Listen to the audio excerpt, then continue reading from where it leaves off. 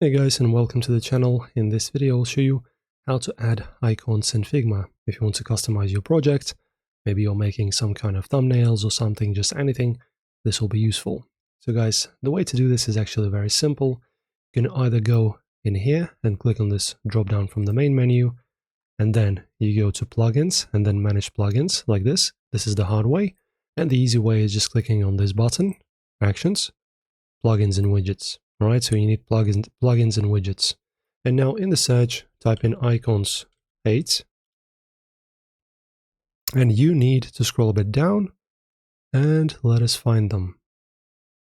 So as you can see, icons 8, icons, illustrations and photos. Click on this. So as you can see, this is going to be our extension to use the icons. You can save it or run it. Let's run it. So as you can see, now we can just basically drag and drop these icons onto our project. As you can see, I've just dropped one. I have a white background, so that's why you can't see them.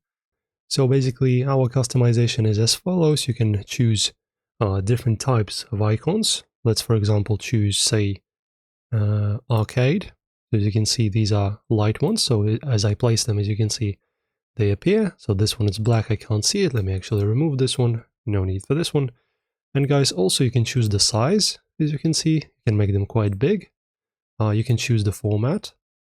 And yeah, also we have illustrations, but that's different. So if you want, for example, to draw something and point it with a finger, say like this, for example, right? As you can see, it's quite big now.